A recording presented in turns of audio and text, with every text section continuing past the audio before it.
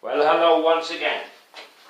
Yes, this is me, Leonard Wells, broadcasting as usual from HASLINGDEN, due north of Manchester, some 50 kilometres or 30 miles in the UK, on Tuesday, the 1st of November 2011. This is part 41 in my series, The United States of Europe. And if anything proves that my dream is a true dream, it's the mess we're in at the moment. Because the only way to solve it is to become a United States of Europe. It cannot be solved in any other way. If they dismantle the euro, it will pull our economies down so far it will take us a decade to get back to it. It cannot be solved by less Europe. It has to be solved by more Europe. Just imagine if Tesco's supermarket, if suddenly the head office said, from tomorrow guys you're on your own, and all those little stores, and they are little when you consider things on this scale, all those little stores would have to fend for themselves. Can you imagine what a mess they would make of it? They might be profitable, they might manage to get by, but run from their head office, what an incredible business it is.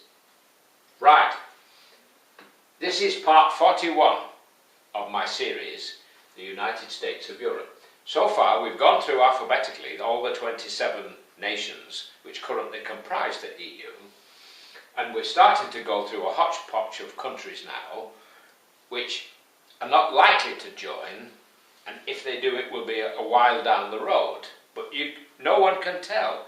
It's only taken since the 50s to bring about what we have now. So that's only 60 years, which is nothing compared to the 2,000 years of history that we've had so far. And long before that, even further back. Now Monaco, as many of you will already have guessed, is here, right at the bottom of France, on the border with Italy, and it's next to Nice. And it's a little principality. It was stolen from somebody in the, excuse me looking at my notes, but I'm 71, so I need to have notes. It was stolen in 1297. A member of the Grimaldi family from Genoa seized the fortress, and that's all it was, from its rightful owner, and so it stayed ever since. Now this is the second smallest country on earth. The first smallest is Vatican City, that's the smallest, but Monaco is the second, and it has a tiny population of 31,000. But it has the incredible distinction of having zero unemployment. And it's been very successful because it's been a secretive tax haven for many years. And you've got to be very wealthy to be able to afford property there because it costs the earth. And they're actually trying to extend Monaco. They've just towed in from somewhere a floating jetty. I don't know any more details than that, but they had planned to reclaim some of the land from the sea, but it became too costly a venture. So, like the Mulberry Harbours, which were used in the Second World War, they floated in some concrete harbours and doubled the size of the port, effectively. Because whenever you go to Monte Carlo, the harbours are full of great yachts from the very rich people, and the only rich people tend to live there. Most of the employment is actually in France and Italy, and people commute morning and night. If you live in Monaco, there's no income tax. So recently, a chap called Sir Philip Green, chairman of Arcadia, very conveniently paid a dividend of some billions of pounds to his wife, who happens to live in Monaco, and thereby he escaped taxes, income tax of £350 million. So a lot of people glue their fingers and their hands to his shop windows in protest.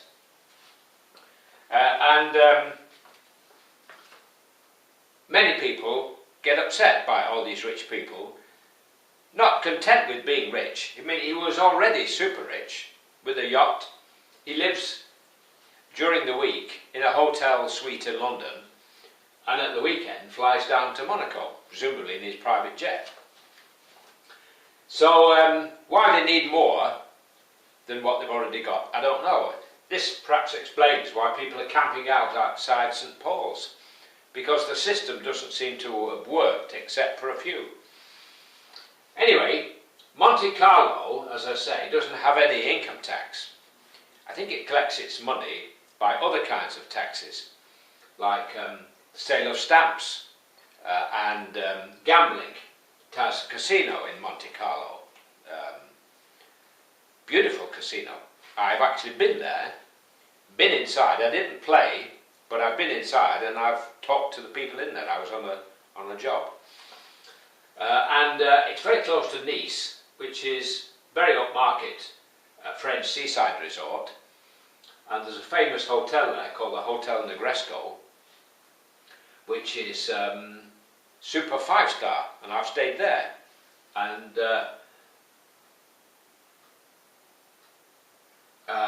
what's his name? Guy who was married to Taylor, Elizabeth Taylor. Richard Burton, beg your pardon, Richard Burton. He was staying there at the time. I didn't actually meet him, fortunately, because I wouldn't have known really what to say. I mean, he lives on another planet, or lived on another planet at the time. Main exports of this Monaco, for some strange reason, I don't know why, pharmaceuticals, perfumes and clothing. It's extremely rich. The people who live there have a gross national income per capita of $203,900, which is about 5 times what they do us Brits. And it's made its money because of banking secrecy, like Switzerland did. If you remember, Prince Rainier in the 50s married a very beautiful film star called Grace Kelly. A very famous wedding, and unfortunately, I think in '82 or so, she was killed in a car crash in Monte Carlo. Apparently she wasn't a very happy soul. This often happens amongst film stars for some reason.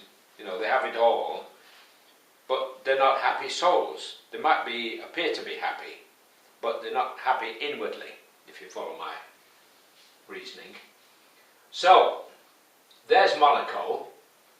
It uses the euro because it's effectively part of France. It doesn't have an army of any kind. It has, I believe, French police. It was occupied by Mussolini's army during the Second World War. When Hitler invaded France, Mussolini very carefully and cutely hung about until the battle was over, and then he galloped in when he realised that Hitler was going to win. He took over Monaco. Don't know exactly what he did with it. But anyway,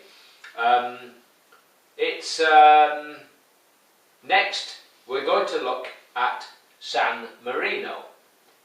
As of this moment, I haven't got a clue where it is. I think it's in Italy somewhere. But it's such a tiny place. I've heard the name San Marino, but I've never actually read anything about it. So I'm going to do my homework now, and in my next episode, 42, part 42, we will look at San Marino, see how it compares. So the Vatican's the smallest city-state in the world, and Monaco is the second smallest. And it's also got a seat at the United Nations, and at the United Nations it is the smallest because the Vatican isn't registered there. The Vatican is registered up there. God bless while it's still legal in the UK to say God bless. Take care and bye for now.